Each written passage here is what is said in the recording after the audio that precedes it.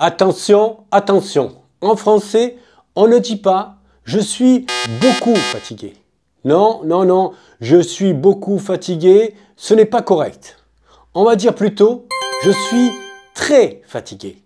Je suis très fatigué. Bienvenue sur WeTeach, je m'appelle Mo et je suis enseignant. Aujourd'hui dans cette vidéo, je vais vous expliquer la différence entre beaucoup et très. Restez bien jusqu'à la fin de cette vidéo car je vais vous proposer un petit exercice qui permettra de tester vos connaissances. Et pour cette nouvelle leçon, on se retrouve devant l'ordinateur. Allez, c'est parti pour cette nouvelle leçon. Allez, voyons quelle est la différence entre très et beaucoup. Je vais essayer de vous expliquer aussi comment on les utilise en français. Je vous propose donc de commencer par très. Donc, on utilise très avec un adjectif ou avec un adverbe. Donc, retenez bien ça. Très va être utilisé avec un adjectif ou avec un adverbe. Prenons quelques exemples pour montrer cela. Alors, regardez. Premier exemple. Il conduit très vite. Il conduit très vite. Vite est un adverbe, donc on va utiliser très. On ne pourra pas dire, par exemple, il conduit beaucoup vite. Non, ce n'est pas correct. Donc, on va utiliser très qui va accompagner l'adverbe vite. Deuxième exemple. Les enfants sont très heureux de te voir. Les enfants sont très heureux de te voir. Heureux est un adjectif, donc on utilise très. On ne pourra pas dire les enfants sont beaucoup heureux de te voir. Ce n'est pas correct. Troisième exemple, pardon. Elle joue très souvent aux cartes. Souvent est un adverbe, donc on utilise très. Quatrième exemple. Nous sommes très contents.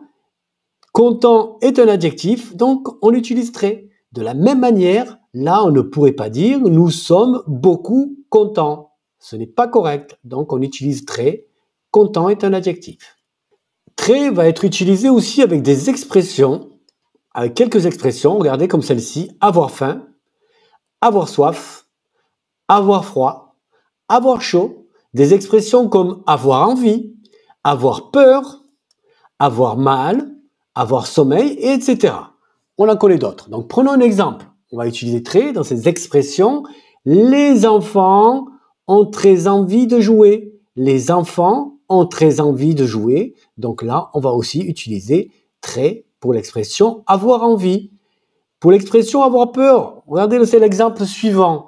Elle a très peur, on utilise aussi le très. Elle a très peur. Allez, faisons une petite pause. Le temps de vous proposer de vous abonner à la chaîne WeTeach. Comme ça soutiendra le projet que nous menons avec mon ami Alain.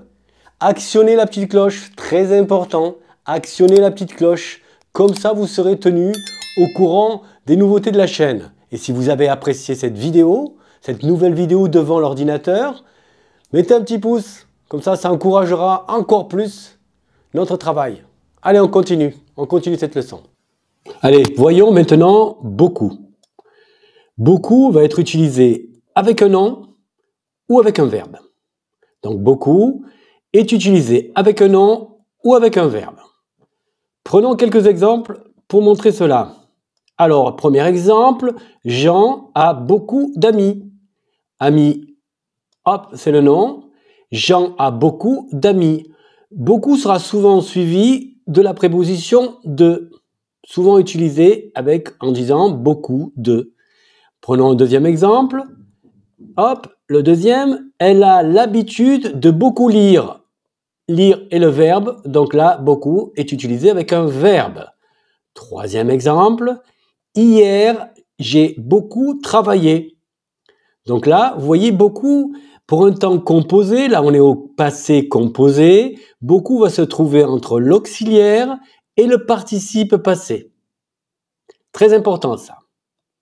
Pour un temps composé, beaucoup va se retrouver entre l'auxiliaire et le participe passé.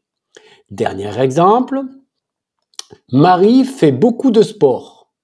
Marie fait beaucoup de sport, vous avez vu, c'est beaucoup, plus la préposition dont je vous parlais, et le nom. Donc là, beaucoup s'utilise avec un nom et une préposition. On utilise souvent beaucoup avec merci. Par exemple, merci beaucoup. Merci beaucoup, vous l'entendrez souvent en français. Attention, attention, on ne peut pas utiliser très et beaucoup ensemble.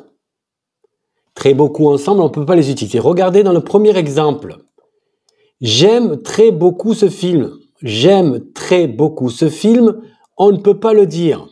On va dire à la place, j'aime énormément ce film. J'aime énormément ce film. Deuxième exemple, il est très beaucoup gentil. Il est très beaucoup gentil. Ça ne se dit pas. Très beaucoup, on ne peut pas les utiliser ensemble, donc ce n'est pas correct dans cette phrase. On va dire, il est extrêmement gentil. Il est extrêmement gentil. Dernier exemple, merci très beaucoup, ça ne se dit pas, ce n'est pas correct. On ne dit pas merci très beaucoup. On va dire, pour exprimer ce qu'on veut dire là, on va dire merci infiniment. Merci infiniment.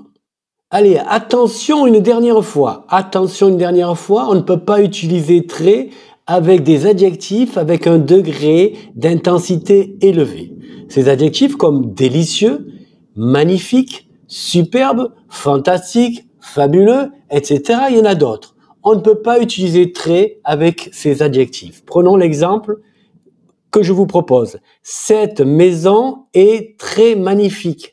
Cette maison est très magnifique, ça ne se dit pas. Ce n'est pas correct. Alors on va utiliser des mots comme infiniment, vraiment, absolument et bien d'autres, etc. Prenons par exemple l'exemple de la maison très magnifique. On va dire non, on va dire la maison, cette maison est vraiment magnifique. On pourra dire aussi d'une deuxième façon, cette maison est absolument magnifique. Pour finir, je vous propose un exercice, une seule phrase dans cet exercice, à vous de trouver la bonne réponse. Les enfants sont excités à l'approche de Noël. Les enfants sont excités à l'approche de Noël. Qu'est-ce qu'on va mettre ici? Très ou beaucoup? À vous de répondre dans les commentaires. Ça y est, c'est la fin de cette vidéo. J'espère que vous l'avez appréciée.